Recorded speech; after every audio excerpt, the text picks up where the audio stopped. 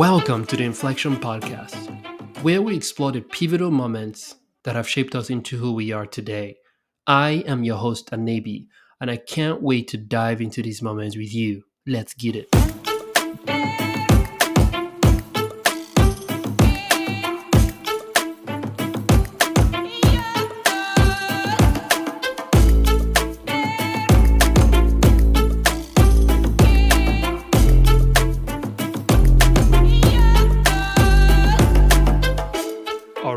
All right. Welcome to this episode of the Inflection Podcast.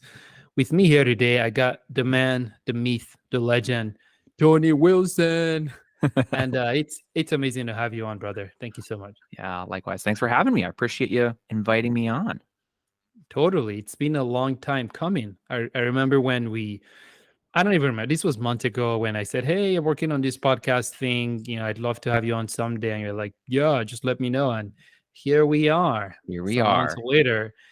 The thing with building in public, right? I'm building, I'm recording, and posting about it, and we're figuring it out as we go along. So thanks for being willing to be part of my early stage iterations of the podcast here. I love it. That's the way to do it. You got to build it in public, and you got to build it for all to see. So yeah, I love it. I struggle so much with perfection, and I know a lot of people, founders especially, probably resonate with this. You have an idea, you want it to be fully fleshed out. Before you know it, it's been 2 years, and you're still in ideation stage. So one thing I'm learning is, short, rapid experiments, which brings us to your accounting business, or businesses, should I say. What has that looked like getting into that? Were you always numbers guy? Was it something you had in your backlog and you eventually like, no, screw it, I'm doing this? Like, what did that look like for you? That's a great question. It's funny. I talk to people about my upbringing, and unlike some people, I was actually super privileged to have an incredibly insightful mother. Like she and you get to know her, and it's like, oh, this actually makes a ton of sense because she's in like the HR space. She's in learning and development is kind of her forte, right? Nice. So with this, she has this uncanny ability to see skills and traits in people and be like, oh, you would be perfect at doing this one thing, right? Oh my gosh. I know, which is like, I didn't realize how great I had it until I was able to now look back, and I'm talking with my friends who are still just trying to figure out like what they want to go to. Anyway, long story short, I like, thanks, mom. Right. Like, I'm like, yeah, let's go. Thanks, mom. This is great. So I've got 2 older brothers, and she nailed it for all 3 of us. She said, my oldest brother, you're going to do something in design, graphic design. Turns out he's a graphic designer. For my older brother, she's like, you're either going to be a lawyer or you're going to be a pastor. And he's been a pastor before. And then for me, she's like, I think you're going to get into accounting or accounting and finance. And I'm like, and as a kid, you don't know any better. Right. Yeah. So you're just like, sure, let's just go with it. So I did. And so the logic, let me just tell you, the logic she had for why accounting was, well, you're so good at math. Right. And you'd probably say the same thing. Like when you think about an accountant, you think somebody who's good at math. Yeah. Fun fact for everybody, accounting has very little to do with math, actually. Right. Great tell, please. I know. So like I will be the first to admit, like I need a calculator most times when I'm doing simple math. Like my wife is better at math than I am. But really accounting is all about, I tell it, it's a financial storytelling. That's really what we're doing. And it's also about like rules and that kind of stuff. So that's more so what accounting actually is. But me being the math guy that I was, I'm like, sure, I'll go into a field that talks about math. I like that. Why not? So that's like a brief, a short story about how I got into accounting. My mom basically was just like, I think you do great at it. And so I'm like, well, why not? That is amazing. That I feel like you do really good a series, right, on accounting demystified. Thank you later when you work on that. But that's eye-opening. Oh my gosh, that's amazing. And also just testament to how how valuable, invaluable the advice from our parents can be. A Mm, lot of what I have also done today, I give it all up to my mom. So my mm, mom was a single mother, widow. My dad passed away. mm, She never remarried. And, I'm grateful for all those early ideas, thoughts, advice on what areas to pursue. For me, I was always very interested in storytelling, actually, funny enough, listening to stories and telling them. And, I was, wide-eyed, a lot of dreams. I read a lot of books, and my mom fed that addiction no, is she really? by supplying books. And, my mom is a professor, was and still is a Oh, professor. wow. So I had a lot of access through the university library, the state library, and friends of hers, like insatiable desire to read stories and get better at telling them. And she really helped me in that direction by Hmm. not clipping my wings That's there. awesome. That's awesome. Yeah, But I would yeah, I would agree. I think like, and I do want to give like a shout out specifically to mothers, and I say that because I do think mothers have a unique role to play in the development and cultivation of their children. Like I yeah, even just see it with my wife and our kids, and I just see how like day to day the way that we've structured it for our family is like I'm working, the 9 to 5 time, but she's with them and she's teaching them day in and day out, and so there's just such a more precious. like, yeah, there's a more intimate connection that they're going to have. So shout out to moms out there. Like I know it can be a drag for sure, but like our stories are prime examples of where having mothers who speak into our lives and help shape us can really set us on a huge incredible journey, especially entrepreneurial journey. Yeah, totally. And that brings me to another thing as we talk about the journey for you. So when we met, I think one of the things that I resonated with at the time was your focus, and you seem to have a very uncanny knowledge about agencies and managing growth Hmm. and cash burn and your financial and your finances as an agency, and also software startups. Is that something over time you found out, oh my gosh, there is a market here? Hmm. I understand how these kinds of entities work, and how did you niche in there? Yeah, that's an excellent question. So I'd say it's a little bit of stumbling into it, a little bit of intentionally choosing and seeking it out. Yeah, So to kind of restate what you had just said, I do specifically work with bootstrapped software development agencies. That's like my niche, and it's a very specific niche. yeah, But I it's a chose niche within a niche. it's a niche within it. Exactly. It's like a super sub niche, which does have its challenges, but I enjoy it a lot because, like you said, you have an uncanny ability to speak to the unique challenges and nature of that industry because you're in it day in and day out. Yeah, Um, so I do get the question quite often, like, why this? Like, why you and why this? And what I'd say is I've had enough experiences with software developers, like friends of mine who've gotten into software development. And the thing that comes to my mind is like my one of my former roommates, like one of my best friends, and he was in the trades. He was a Finnish carpenter. And he's like, I want to be able to set myself up to be able to make a living for my family. So he went back to a coding boot camp and totally revamped his career trajectory to now he's making a very decent wage, caring for his family super well. His wife's able to stay home with their kids. And like, I just saw all that it took for him to take that leap. And it's like, there's something very entrepreneurial, I think, uniquely yeah, entrepreneurial about the software development space. Like, because it's still a newer industry, there's a lot of excitement, a lot of energy that goes behind it, and it's a lot of uncharted territory. And so I think by the very nature of those types of people being in the industry, you tend to find that you rub shoulders with people who are like-minded, right? People who are more entrepreneurial. And yeah, so I just found myself gravitating towards software developers because like I felt like, yeah, like, these are my people, right? Like, and they're also like a little bit awkward and a little bit quirky, and like that's my kind of people. So I definitely have a heart for them. I also just love like the world that they're creating, right? Like they're making people's lives better by like eliminating wasteful processes that we all hate. They're developing the next amazing app that like revolutionizes the world. Like they're doing really cool cutting edge things, and I love being a part of that. Yeah. So like I said, it was a little bit of by choice. Like I really enjoy Okay. working with that type of person, but then I think it was also like I just had exposure to those people, whether it was working at a technology plus company or working with, I had an opportunity, my first clients actually, really good friend of mine, they just continued to give me more and more open doors to come and help them. And I'm like, I love this. Like I want to just do this full time. And lo and behold, I am doing it full time. So No, that's amazing.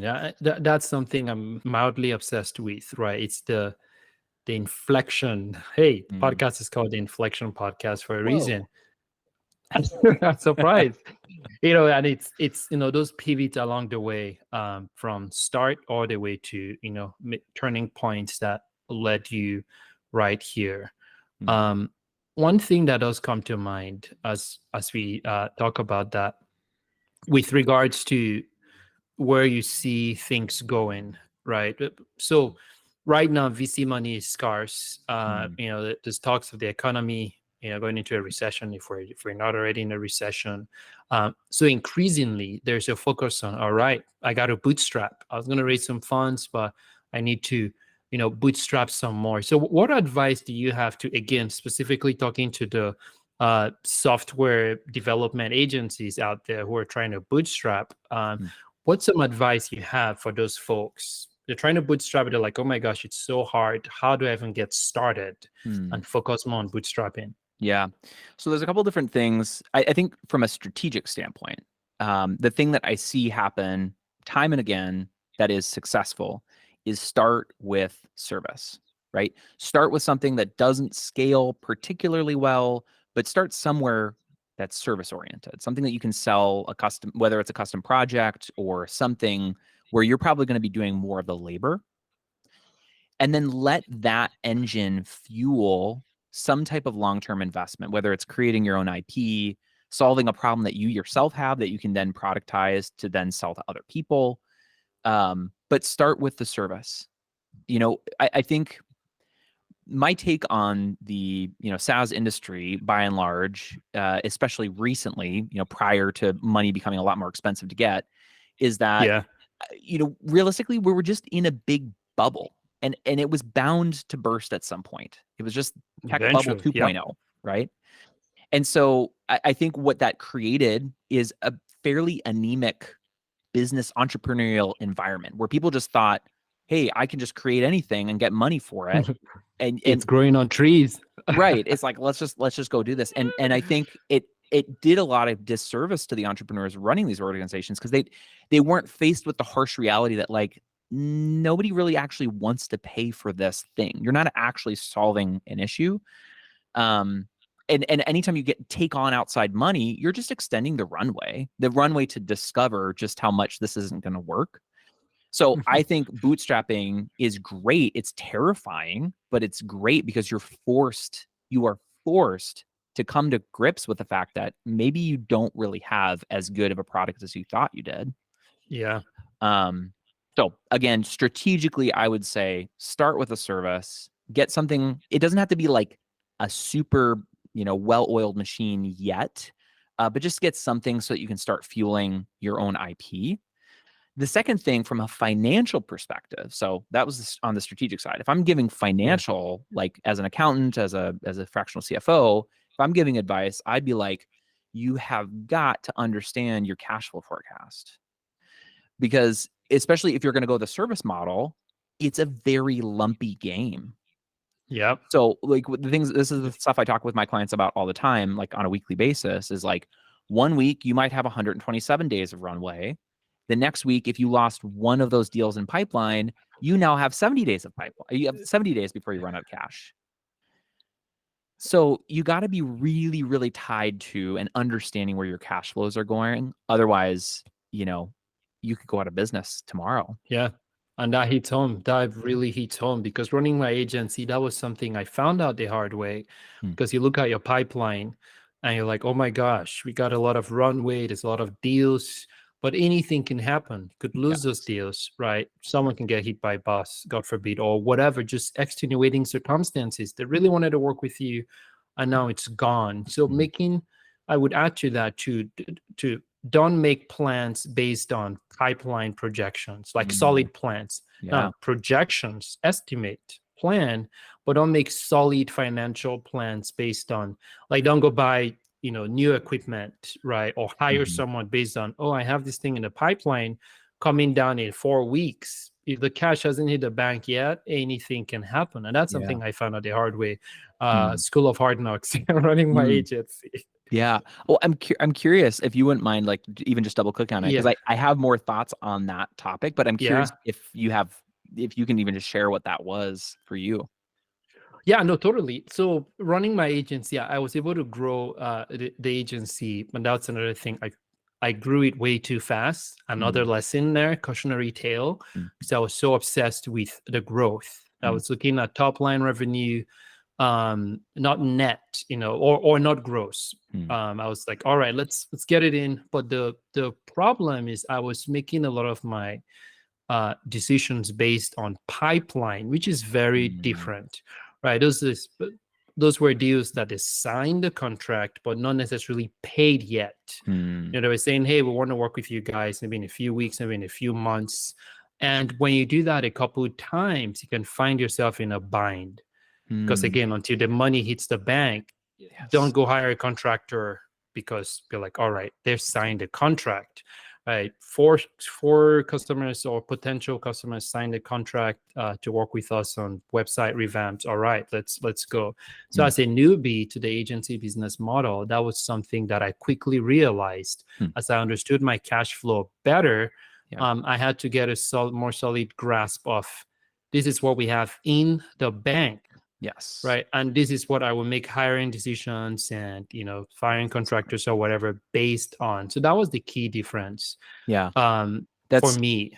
Well, and that's excellent, because like that actually speaks to, one of the things that I talk about with my clients is I've got actually two figures that we talk about with cash runway. One is what's your weighted pipeline plus what you already have in signed contracts, and then the other one is just with the stuff that is signed contracts. Just so that you can see, like, okay, we might have 200 days of runway with your weighted pipeline, but we only have 60 days runway with your exact, like, Yep. what's actually in contract. And when you can see that there's a big gap between them, it's like, okay, let's be hopeful, but also not hang our hat on like hiring a full-time senior dev, because Yep. we're Oh just my not at gosh. that spot yet, right? Yeah. And that brings a word that I've been noodling on since the last year. And it's what I am becoming. And it's a pragmatic optimist. Hmm. When I was running the agency at first, bushy-tailed, starry-eyed, lots of dreams and things to do, but I was very much on the optimistic side to a fault. Where there are times I'm like, I have this in the pipeline, but it'll probably work out, right? I like them, to like me, we hit it off. But Hmm. again, so many things can happen outside of the Hmm. control of me Yeah. or whoever the potential client was. I had one where the gentleman had, uh, his wife was sick and he had to put off the contract. Again, that's extenuating circumstances. He wanted to work with us, but it's like that was higher priority Hmm. at the time. And, we ended up losing that contract later on because things changed. Hmm. So that was something I really had to come to terms with, being optimistic, but being pragmatic as well. So Hmm. Oh my gosh. pragmatically optimistic. So make solid plans, be hopeful, Hmm. but make solid plans based in reality Yep. and have contingencies I in I place. love it. I love it. And honestly, like it, and the thing is if you're overly pragmatic and you're not optimistic, I would Yeah. argue you're probably not an entrepreneur, because like Yeah. to be an entrepreneur assumes that like you have a vision for the future. You expect things to get better. But like what you were talking about with being a pragmatic, um, not opportunist, Optimist. optimist. Optimist. Yeah, Yeah. a pragmatic optimist is like it's what would be like a weathered entrepreneur, somebody who's been through it and has seen the hardships. You do have to have some of those like burn experiences before you can like be pragmatic in the future. Yeah, totally. And that's another thing, speaking of, mothers and wives, that my wife has been very instrumental in helping me with, because Mm, I tend to be more on the dreaming side as an entrepreneur, mhm.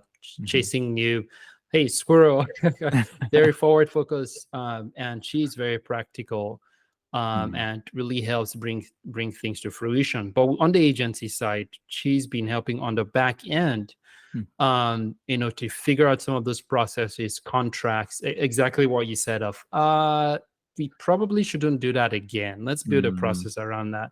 mm, So on the back end, that has been very helpful. mm.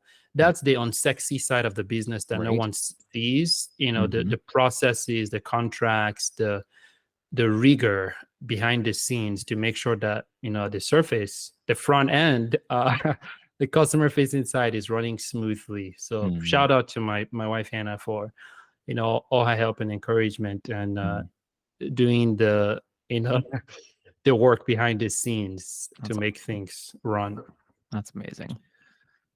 So another thing that I'd like to talk about, that before the show we're talking about, is the book I see here to your side, Traction, Gino Weekman. Are you Mhm. familiar with EOS? Is that Oh something you yeah, do, or okay? love EOS. Love it. That's Huge fan. amazing. Hmm. I came across it from a mentor of mine some years ago and really resonated with it. Going through like the vision traction organizer, that really helped me, I think, solidify some things earlier on with Hmm. the business. And so I greatly recommend the EOS system for companies that can afford it, or even buying the books to self-implement, Oh because yeah. Traction, I think Rocket Fuel is another one he wrote, and I Hmm. think there's several more that reading those alone and implementing the ideas in there will really get your business to a much better position. Yes. Yeah. Honestly, like my take on EOS is I got a couple thoughts on it if you don't mind me sharing my thoughts. Please go for it. So the way that I look at it is like nothing in EOS is particularly like groundbreaking or unique, right? Like it's basically just management principles boiled down to their essence and put in a Yeah. nice, pretty package. But I think the power of EOS is the pretty package in which it comes. And so I think it's very valuable for people who have not had some type of framework to consider how to manage a business. Because a lot of times, people who are leaving corporate world to come in and start a business, they have a technician's mindset. Like they know how to do the thing, but they don't necessarily know how to build a business. And so I really love seeing my clients self-implement, if they can't afford it yet, self-implement EOS to some extent, because it really Yeah. just helps them to get traction, especially if they have a leadership team. One of my clients, they've self-implemented and they're doing so incredibly well with it. Like they do level 10 meetings every week. I get to be a part of them. And I'm like, I come out of That's those amazing. jazzed. I love it. And you just see like how much more they just get stuff done because they're all working towards the same North Star goal, and there's clarity and there's alignment. Um, Anyway, so huge fan of EOS and would second your recommendation for anybody All who, right, yeah. fantastic. I'll put links in the podcast notes, for those who are interested in any of the books, to the website. And yeah, one thing that I was thinking about when you were talking about things that don't scale, there's an article I go back to every once in a while by Paul Graham, Y Combinator, and I'll also put a link to that, and it's do things that don't scale. And he talks about that earlier on. For startups, the focus is on things that don't scale. So it's the one-on-one meetings, it's one customer a week. Don't go thinking, oh, we're going to get 10 contracts in Yeah. 1 week, right? Or Mhm. whatever. Be a lot more practical and focus on the, one step at a time, whether it's customer acquisition or fixing processes or whatever. But it's something I really resonate with. Again, I have it bookmarked. Probably a couple of times in the year I go back and I read it because it's just so freaking good. Mm. I will also add a link to that. Yeah, But that I made got me to take think a of look that. at that. I've got to take a look. Yeah, I'll share it. And it goes back to what you were saying before, being a pragmatic optimist. Yeah, yeah. One other thing before we wrap, I that I like doing, if possible, what is it could be a few, but what is one piece of advice you want to leave with those who are maybe on the cusp of an inflection point? You think of a business idea or revamping their business process or whatever, but they're stuck with indecision or whatever other iteration of fear. What is something that you would want to leave such a person with right now? So again, if I can understand the person I'm speaking to, it sounds like it's Yeah. somebody who they're already in a business. They already have a business, but they want to make a change. They want to make a pivot in their business for the better. I think the advice that immediately comes to my mind has to do with the word priority, right? Especially if you are out there on your own as an entrepreneur leading the charge, you're probably inundated with priorities, which realistically is probably the reason why you have not made the thing happen yet. You're underwater with all these different things that matter most. And I would say, if the thing hasn't gotten done yet, just ask yourself, what are the priorities? Because chances are, if you haven't done the thing yet, it could just be that it isn't important, right? Like maybe you're not supposed to do it. Like, I don't want to go say like, go do that thing if it's really just not important. So I would just like, I feel like anytime I've been at that spot where I have just had like a million different things that are going on and I'm like, oh shoot, like I just need to make progress on something. I think having those moments to just take a step back and just look at the big picture and say, okay, what's the priority and why? That has given me a lot of peace to say either, yes, I'm going to move forward and do that thing. I'm going to revamp that process. I'm going to invest in doing my blog, which is a big thing for me right now. Finally getting that blog started. Or it's just coming to grips with the fact that it's just not important, and that's okay. And there's always going to be more priorities in your world than you have time to complete them. 100%. I second all of that. And thank you so much, Tony, for hopping on once again. And I'm excited about doing a lot more of these with you. You're good people. Hey, you're good people too. This has been fun. I love this. I love it. But thank you so much, brother. Appreciate it. Thank you, NAB.